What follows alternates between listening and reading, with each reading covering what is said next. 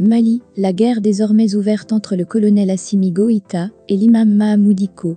Pour plus d'informations sur ce sujet, retrouvez-nous après le générique.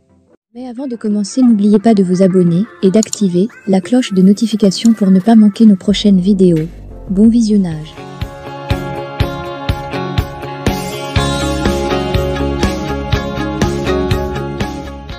Et la tension clairement visible entre le gouvernement et l'imam Mahamoud Dicko indique la sortie de la transition est loin de pouvoir se faire de façon tranquille.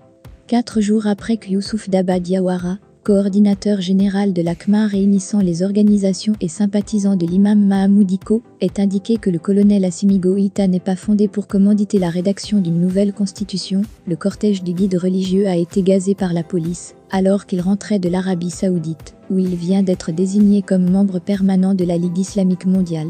À travers moi, c'est tout le Mali qui vient d'être humilié, a déclaré l'imam Mahamoud Dicko, suite à l'intervention de la police. Le divorce entre le Premier ministre, Choguel Kokala Maïga, et l'imam Mahamoud Dicko n'avait pas mis du temps à être consommé dès les mois qui ont suivi l'avènement du premier à la primature, et la brouille qui a suivi avec le second. Pourtant, la coalition qu'ils ont formée avait été le fer de lance de la fronde, qui a emporté le régime de l'ancien président Ibrahim Boubacar Keïta, IBK, mort peu de temps après. Sur les réseaux sociaux, les partisans du leader religieux accusent le Premier ministre de soutenir le non-respect des normes démocratiques par le chef de la transition.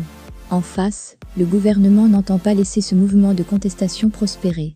Va-t-on assister à des manifestations géantes et constantes, comme le Premier ministre Choguel Kokala Maïga et son ancien allié, l'imam Mahamoud Dicko, avait organisé pour pousser IBK vers la sortie par Aboubacar Bamba,